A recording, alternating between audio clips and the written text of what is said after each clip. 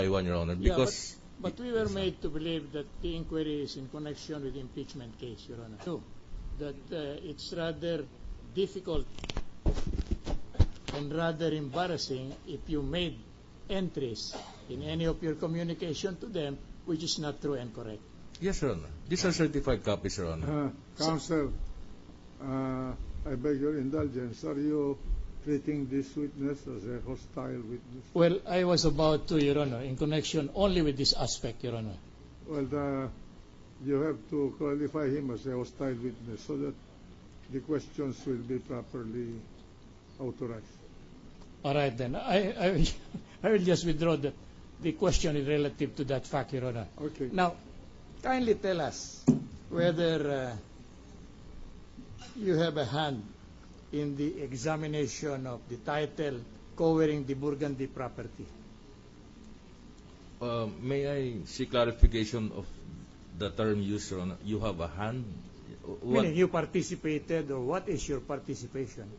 I collated the certified copies that was forwarded to my office, Your Honor, and I formally transmitted this through a letter to the prosecution team. Forwarded to you by the Register of Deeds. Yes, Your Honor. Of the particular place where the property is situated. Yes, Your Honor. You did no more, no less. Yes, Your Honor. All right. On the basis thereof, it was made to appear that this property is owned by Burgundy Realty Corporation, per your communication sent to the inquirer, to the party inquiring. What title, Your Honor?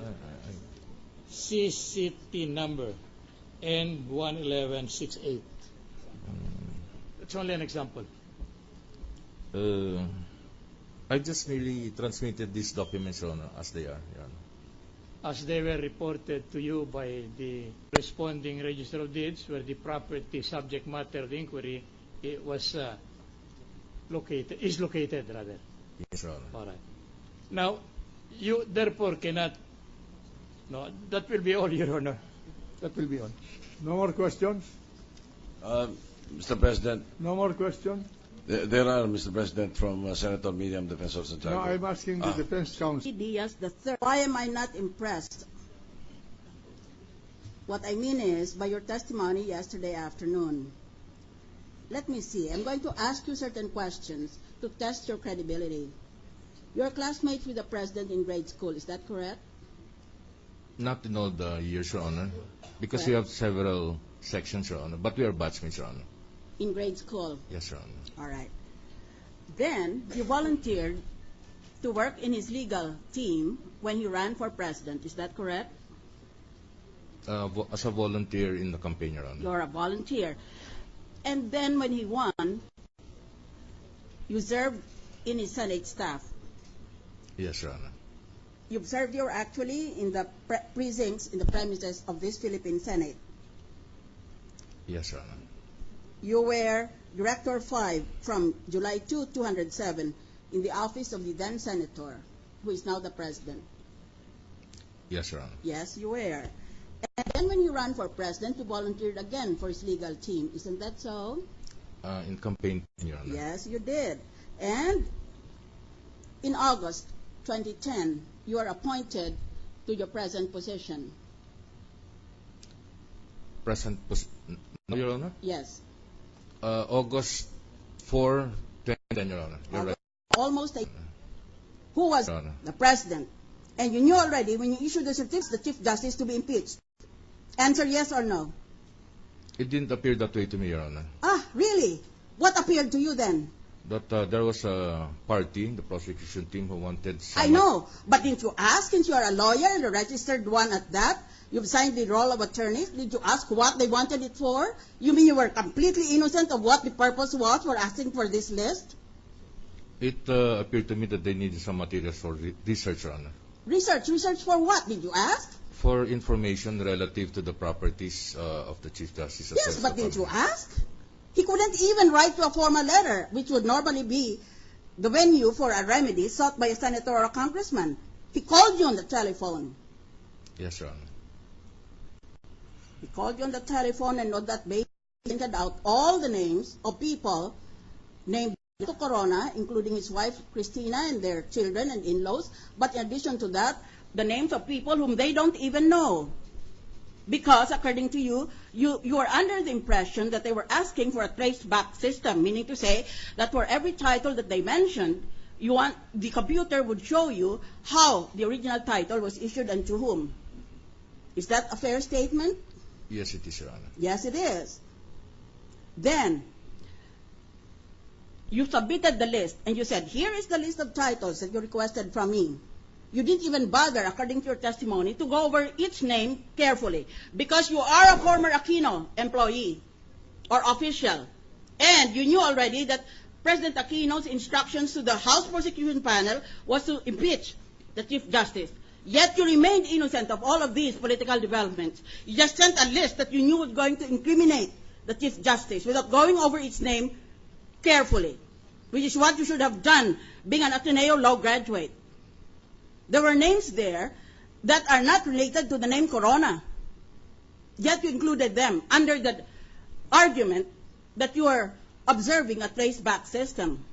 That's what you are doing. If you do not deny it, I will assume that you agree with what I'm saying.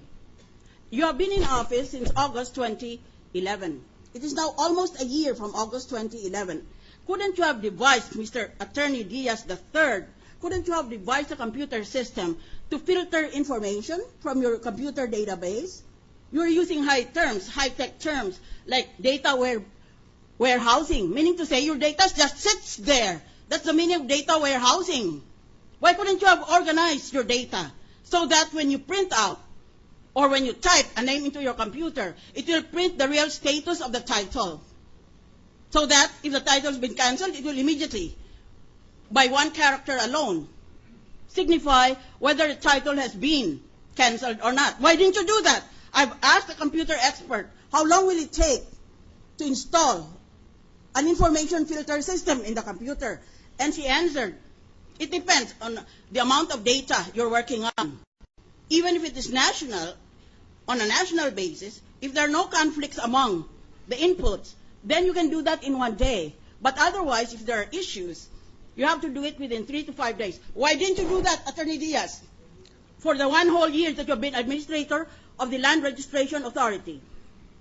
Your Honor, we do not normally do investigative work, Your Honor. By practice, Your Honor, we use the database using the TCT as a search engine, Your Honor. But when I asked the technical guys if the computer is capable of a name search, they said yes. So I instructed them to use it, Your Honor. Yun lang yun. Maski sinong tao pumunta doon at maging administrator, tanungin niya, yan ba, if I type in a name, it will give me the transfer certificate of title number for it? That could be answered by anybody. But any clerk would say yes if he knows his computer. And any head of office would immediately think of something better to mark his term of office with. That's all you did? You asked. Didn't you ask? Since this was already brewing into a political firestorm, didn't you ask your people? Is there a way we can filter information so that I will be committed only to issuing the titles that have not been cancelled or which are still valid as of the day I print them? That was not the intention of the requester, Your Honor. What was the request then? To get any information relative to the... Therefore, it was a dragnet. Is that what you're trying to say? Drag a net as widely as possible and then give me all the names related to these people. That's it? I think that was the intention, Your Honor, for them to do a study, Your Honor. Ngayon, lumilitaw na sinabi pala sa media ng prosecution, 45 ang properties nitong defendant na ito. Di ba nakakahiya naman yan? Kadami-rami ng properties niya. Saan niya kinuha yan? Dininakaw niya. Ganon ang pinagsasabi nila. That was the implication that they sought to sow in the minds of their readers and viewers. And now it turns out that there are only maybe 21 or so. Oh, hindi mo ba naisip na magiging ganon ang consequence niyan? You're an Ateneo law graduate and you're a lawyer. I just forwarded the documents as You were an automaton. Sino ngayon may kasalanan? Prosecution o ikaw? Answer me. Look in my eyes. Look me in the eye. I have no fault here, Your Honor. Wala ka. Adi sila.